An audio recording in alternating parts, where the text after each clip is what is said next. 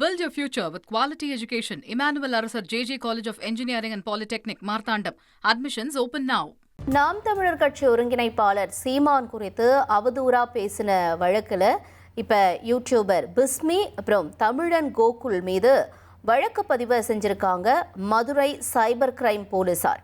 இதனுடைய முக்கிய செய்தியை பார்க்கிறோம்.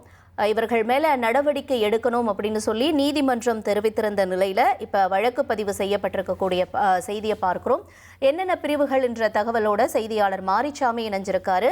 மாரிச்சாமி, இவங்க 2 பேர் மேலேயும் என்னென்ன பிரிவுகள் கீழே, எத்தனை பிரிவுகளின் கீழே வழக்கு பதிவு செஞ்சுருக்காங்க, இந்த முக்கிய செய்தியினுடைய விவரங்களையும் நீங்கள் பதிவு செய்யுங்க.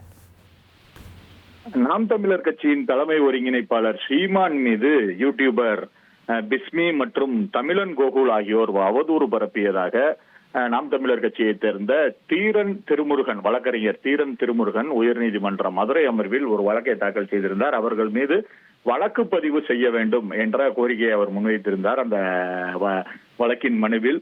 அதில் நேற்று உயர்நீதிமன்ற மதுரை அமர்வு ஒரு உத்தரவு பிறப்பித்திருந்தது.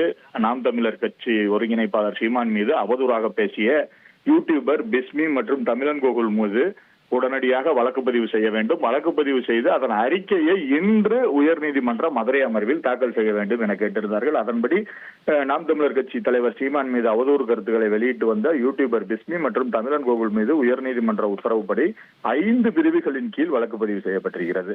பிரிவுகள் என்று பார்த்தோமானால் BNS 192, 296B, 352, 353/1 BNS சட்டப்பிரிவின்படி 192, 296B, 352, 353/1 மற்றும் தகவல் தொழில்நுட்ப பிரிவு 67A. Build your future with quality education. Emmanuel Arasar JJ College of Engineering and Polytechnic, Marthandam.